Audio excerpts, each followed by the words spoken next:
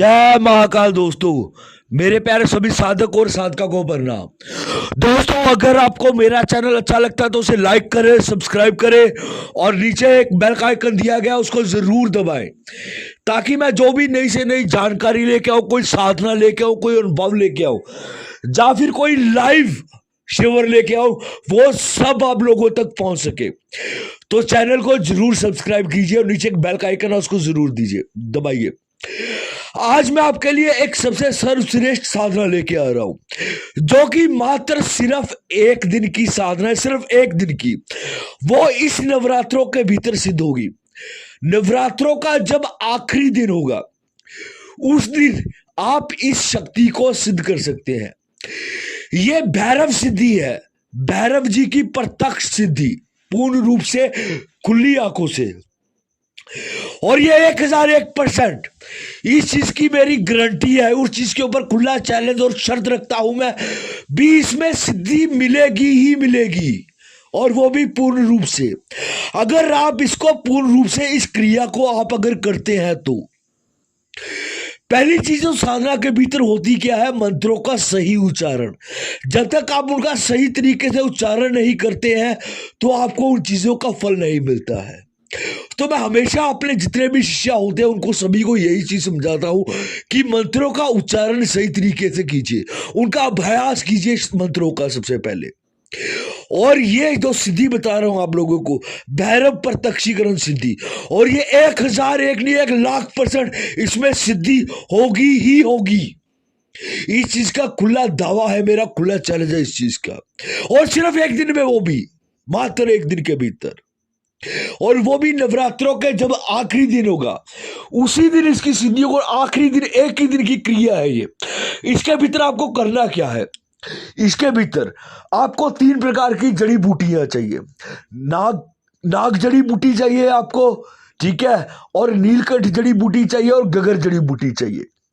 आपको 2 हवन कुंड अपने पास बनाने हैं, एक अपनी दाईं तरफ और एक अपनी बाईं तरफ हवन कुंड तैयार करना आप लोगों को। आसन आपका काला रहेगा, वस्त्र आपके काले रहेंगे। आपने अपने सामने एक काले रंग का पत्थर रखना है, उसके ऊपर आपने सरसों का तेल लगाना है और उसके बाद उसके ऊपर सिंदूर लगा देना है। सामने आपको अपनी जमीन पे, जैसे आप किसी भी जगह के ऊपर बैठे हैं, अगर आप जमीन के ऊपर बैठे हैं, जैसे कच्ची जमीन है, तो उसमें आपको यंत्र तैयार करना आपको सिर्फ जमीन के ऊपर है। अगर आप फर्श में बैठे, इस साधना को, पहले तो ये चीज बता दूं मैं, इस साधना को कोई भी इंसान कर सकता है, चाहे कोई भी हो, चाहे वो स्त्री चाहे पुरुष, कोई भी हो, चाहे नया साधक हो चाहे पुराना साधक हो, कोई भी इंसान इस साधना को सिद्ध कर सकता है। और इस साधना को आप अपने घर पे रह के सिद्ध कर सकते हैं, अपने घर की छत पे रह के सिद्ध कर सकते हैं, या कहीं बाहर किसी शमशान में भी सिद्ध कर सकते हैं।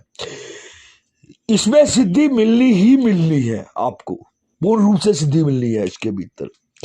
अब जैसे मैं आपको बता रहा था, आपने जमीन के ऊपर, ठीक है, एक चौक लेना है। अगर आप जमीन के ऊपर बैठे, आपको जमीन के ऊपर, फर्श के ऊपर, ठीक है, एक चौक से एक यंत्र तैयार करना है, ठीक है। उस यंत्र को आपने, उस यंत्र के जितने भी कोने होंगे, ठीक है, सब कोनों के ऊपर एक एक काले रंग का पत्थर रख देना। जैसे 4 कोने होंगे उस यंत्र के, उन चारों कोनों के ऊपर एक एक काले रंग का आपको पत्थर रख देना है। यंत्र के भीतर जितने भी खंड बने होंगे, खंड मतलब खाने होते हैं यंत्रों के भीतर, जैसे मैंने पहली वीडियो में भी दिखाया था आप लोगों को। और हर खंड के भीतर आपको थोड़े से चावल, ठीक है, जिनमें सिंदूर मिला हो, और थोड़ा सा तेल, 1 बूंद, ठीक है, आपको हर खंड के भीतर रखना है। उसके बाद शराब की एक एक बूंद हर खंड के भीतर आपको डालनी, सिर्फ एक एक बूंद डालनी है। आपने अपने सामने 4 दीपक जगाने हैं, जो उस यंत्र के चारों दिशाओं में रखे होंगे, मतलब हर कोने के पास एक दीपक रखा होगा। उस दीपक के भीतर आपको सरसों का तेल डालना है, और एक एक बूंद आपको शराब की रखनी है। 4 ही सिगरेट इसके भीतर आपको चाहिए, बस इसके भीतर यही सामग्री लगेगी।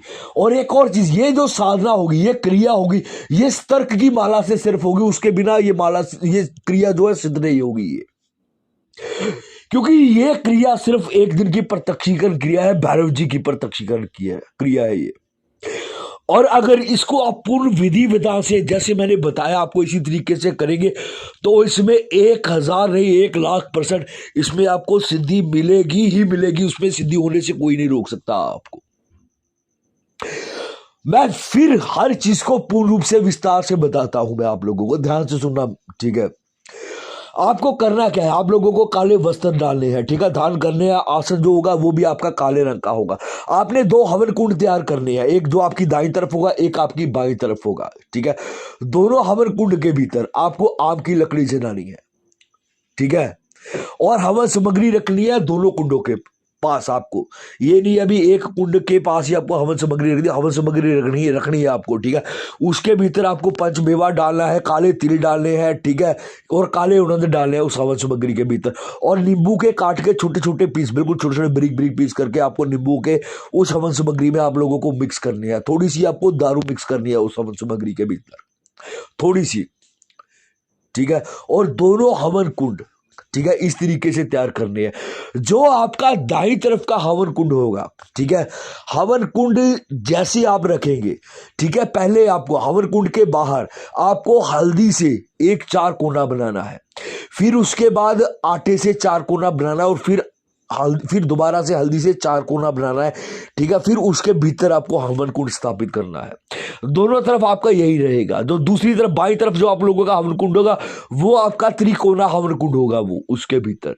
बाकी ट्रायंगल की शेप के भीतर आपको पहले हल्दी का निशान बनाना है, ठीक है। उसके बाद आपको सफेद आटे का बनाना है। उसके बाद फिर आपको हल्दी का दोबारा से बनाना है। हवन कुंड स्थापित करने से पहले आप लोगों को करना क्या है, थोड़े से अक्षत लेने हैं, थोड़ा सा फूल लेना है, ठीक है। जिस जगह के ऊपर आपने जैसे ट्रायंगल और चौरस बनाया है, ठीक है, दाई बाई तरफ, उसके भीतर थोड़े से अक्षत और थोड़े से जो फूल है उनको अर्पित कर देना है।